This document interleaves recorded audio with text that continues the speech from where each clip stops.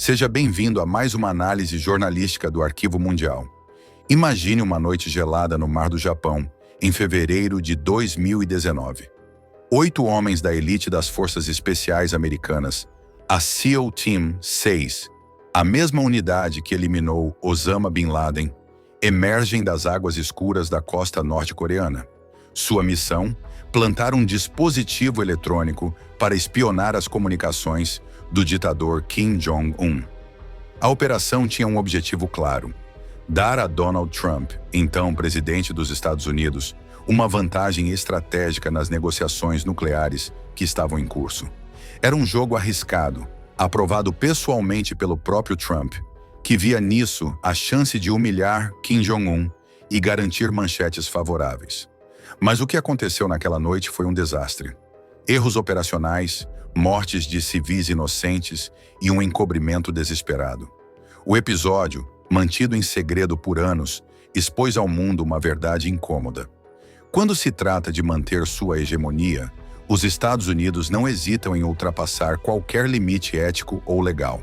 Após o encontro histórico em Singapura em 2018, Trump e Kim Jong-un trocaram cartas e promessas de desnuclearização. Mas nos bastidores, o clima era de desconfiança. Para a CIA e o Pentágono, a Coreia do Norte continuava sendo um ponto cego, um regime hermético, quase impenetrável, onde infiltrar espiões era praticamente impossível. Foi nesse contexto que surgiu a ideia de instalar um dispositivo de escuta, capaz de interceptar em tempo real as ordens do líder norte-coreano. O risco era enorme. Qualquer falha poderia desencadear uma crise nuclear. Mesmo assim, Trump deu o sinal verde. Na calada da noite, os comandos desembarcaram na Costa Rochosa. Mas um erro de manobra chamou a atenção de um barco de pescadores locais. Temendo serem descobertos, os agentes americanos abriram fogo. Em segundos, 2 ou 3 civis desarmados estavam mortos. Para encobrir o crime, os corpos foram jogados ao mar, perfurados com facas para afundarem. A missão foi abortada. Dias depois, a cúpula de Hanoi fracassou. Pouco depois, a Coreia do Norte retomou testes de mísseis. O que deveria ser uma operação secreta de inteligência terminou em fiasco, violência e vergonha. O lado sombrio da democracia americana. Oficialmente, Trump negou qualquer conhecimento sobre a missão. Mas fontes do alto escalão confirmaram que ele autorizou pessoalmente a operação. Para evitar um escândalo, a Casa Branca não notificou o Congresso, violando leis federais de supervisão. A pergunta é inevitável: o que isso revela sobre os Estados Unidos? Um país que, diante do mundo, se apresenta como guardião da democracia, mas que, na prática, age sem escrúpulos, sem transparência e sem limites. A Coreia do Norte foi apenas um exemplo. Antes dela, foi o Iraque, a Líbia, o Afeganistão. E amanhã? Quem será o próximo alvo? Um alerta para Lula e o Brasil. É aqui que o Brasil entra nessa história. Se Trump foi capaz de autorizar uma missão clandestina que resultou na morte de civis inocentes na Coreia do Norte, por que Lula acreditaria que ele respeitaria o Brasil, ainda mais tendo políticos do Congresso brasileiro apoiando suas ideias de golpes? Trump já demonstrou não ter aliados, apenas interesses. Em seu governo de 2025, impôs tarifas pesadas de 50% a produtos brasileiros e sancionou juízes da Corte Federal Brasileira com a Lei Magnitsky. Flertou com Jair Bolsonaro, não por amizade, mas porque servia à sua narrativa. Ele, agora que voltou, quer usar o Brasil como peça no seu tabuleiro, sem se importar com consequências. Lula e sua diplomacia precisam entender que os Estados Unidos não são a democracia justa que o mundo acredita.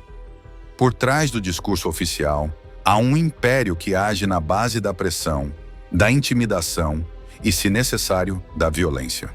Por isso o BRICS e a ideia de uma OTAN do Sul.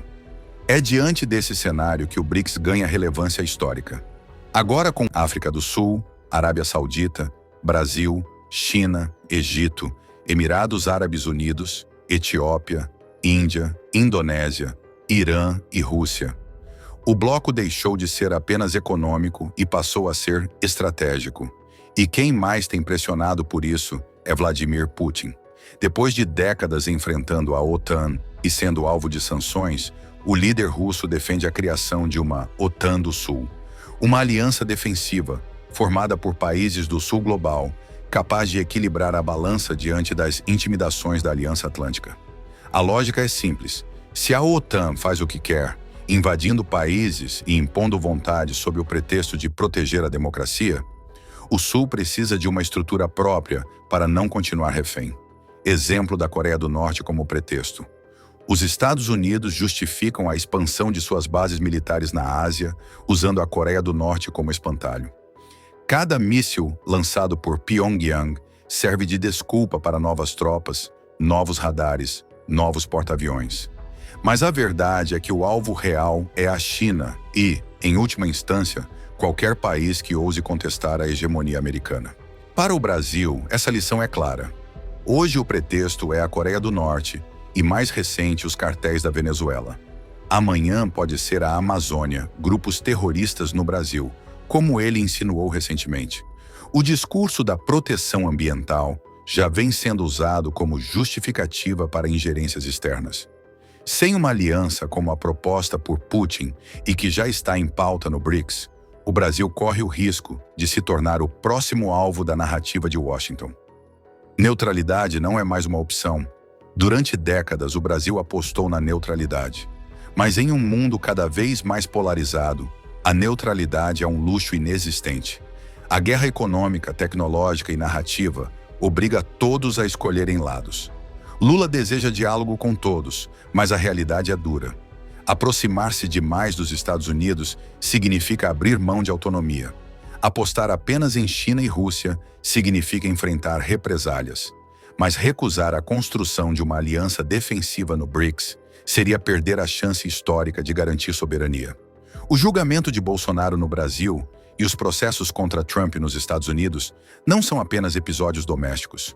Eles fazem parte de uma disputa global, uma guerra de narrativas que decidirá quem lidera o século XXI.